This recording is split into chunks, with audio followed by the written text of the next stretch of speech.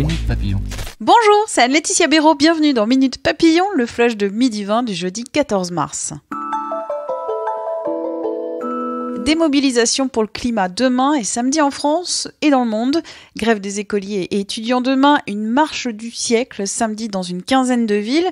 En France, les associations de l'affaire du siècle ont déposé hier un recours administratif contre l'État.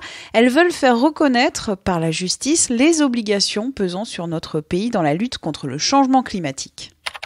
Naufrage du navire Grande America, la Gironde et la Charente-Maritime en phase de préalerte avant l'arrivée sur les côtes d'une nappe d'hydrocarbures d'ici 3 à 4 jours. La pollution s'étend sur une dizaine de kilomètres de long sur 1 kilomètre de large. Chroniqueur ou animateur de télévision, ça peut rapporter gros. Télé 2 Semaines révèle dans son prochain numéro les rémunérations dans le petit écran. En fonction de leur notoriété, les chroniqueurs de TPMP sur C8 gagnent entre 150 et 1500 euros par émission. Chiffre confirmé hier soir par les chroniqueurs Gilles Verdez et Jean-Michel Maire.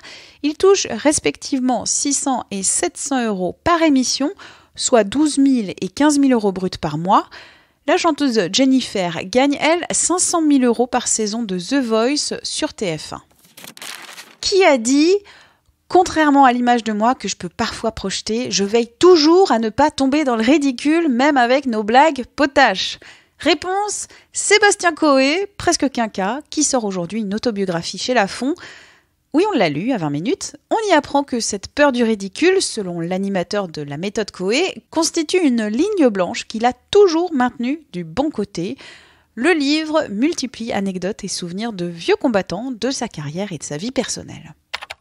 Les qualifications pour le championnat du monde de lancer d'avion en papier, oui, c'est cet après-midi en France, à l'Institut Polytechnique des Sciences Avancées, sur son campus Paris-Sud. La compétition, oui, car c'est une compétition, est organisée par Red Bull. 46 000 jeunes de 80 pays avaient participé à la précédente édition en 2015.